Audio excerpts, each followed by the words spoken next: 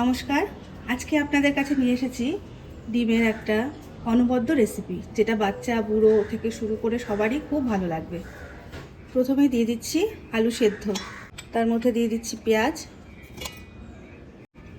অল্প কটা রসুন,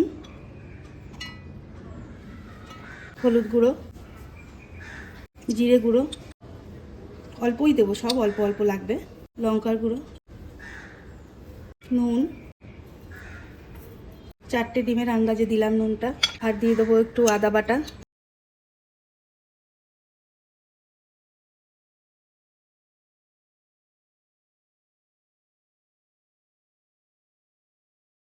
এবার এর মধ্যে দিয়ে দিচ্ছি ডিম।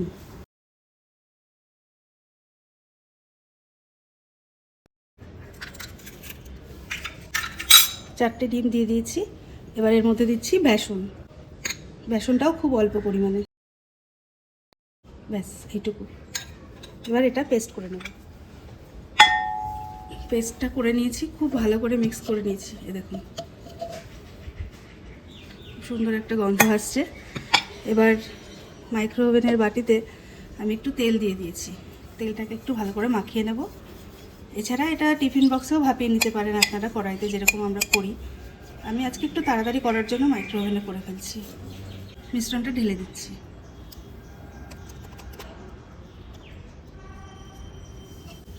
এর উপরে একটু পেঁয়াজ কুচি আর লঙ্কা কুচি ছড়িয়ে দেবো।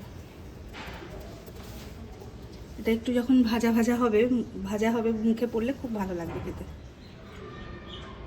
4 থেকে 5 মিনিট আমি মাইক্রো ওভেনে এটা ভাপিয়ে নিয়েছি। দেখুন কি সুন্দরভাবে ফুলেছে এবং নরমও হয়ে গেছে। এবার এটাকে কেটে কেটে ভেজে নেব। আমি এটার মধ্যে একটা জিনিস দিতে ভুলে গেছিলাম ভিডিওর সময়, সেটা পরে আমি দিয়ে দিয়েছি। সেটা হচ্ছে বেকিং সোডা। ওটা না হলে কিন্তু ফুলবে না জিনিসটা। দেখুন কি সুন্দরভাবে হয়ে গেছে।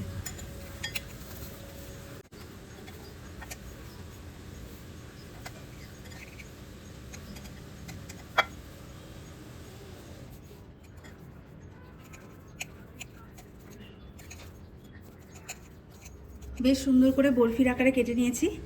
এবারে একটু গুঁড়ো বেসন রেখে দিয়েছিলাম, সেই বেসনটা আর একটুখানি গরম মশলা আমি মিশিয়ে নিচ্ছি। ভালো করে মিশিয়ে নিয়েছি। এবার এটা একটু গুঁড়ো বেসনটার মধ্যে ট্যাপ করে রেখে দিচ্ছি। একটু শুকিয়ে এলে এটা ভেজে নেব। এই যে ঠিক এইভাবে। ও মা, কড়াইয়ের পাশে এরকম কালো দাগ হয়ে গেল কি করে? ওই যে তুমি তেলটা দিয়ে বাড়িয়ে রেখে চলে গেছো। ইয়ে বাবা, সরি, প্রতিবার লেগে গেছিল।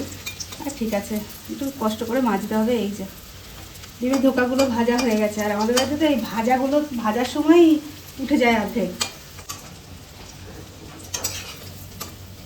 ভালো করে ভাজা হয়ে গেছে, ধোকাটা তুলে নিচ্ছি। আর এই ভাজার সময় আমাদের বাড়িতে সব মানে উঠে যায় ভাজাগুলো, একটা খাই করতে করতে। ঝোলের সময় তখন কম পড়ে যায়।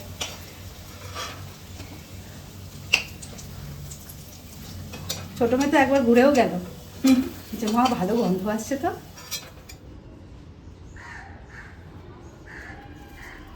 রেডি হয়ে গেছে আমাদের এই ফ্রাইটা। ঝোলে যেরকম ভালো লাগে, স্ন্যাক্স হিসাবেও খুব ভালো লাগে এটা। পুটু, তুমি ট্রাই করো, এনো কেচাপ।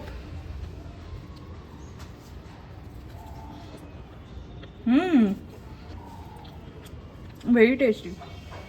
এই যে ভাজাগুলো হয়ে গেছে, দেখুন কত কম হয়ে গেছে। এই দিয়েই ঝোল করি। তেলটা গরম হয়ে গেছে, পেঁয়াজ ভাজাটা দিয়ে দিচ্ছি।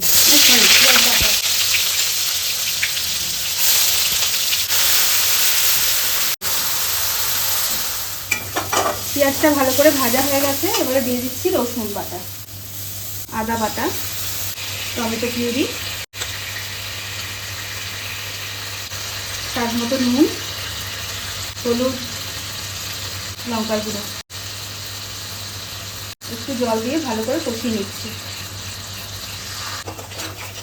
যেহেতু আমরা ভাত দিয়ে খাবো, আলু দিচ্ছি একটু। আলুটা আমি আগেই ভেজে রেখেছিলাম, আলুটা মিশিয়ে দিচ্ছি।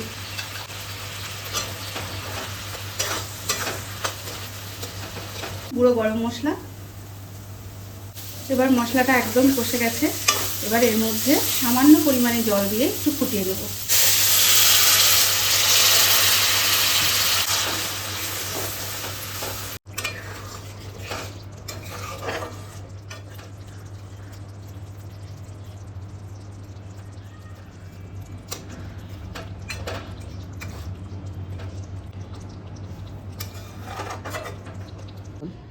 গার্নিশিংয়ের জন্য একটু ধনেপাতা ছড়িয়ে দিচ্ছি।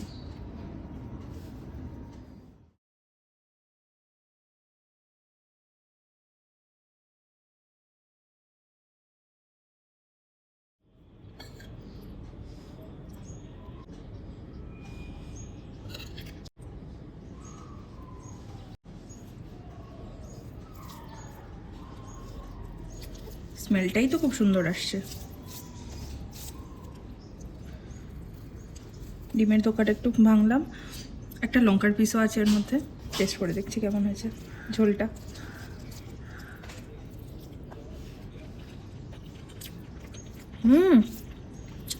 খুব ভালো হয়েছে, খুব ইয়ামি হয়েছে।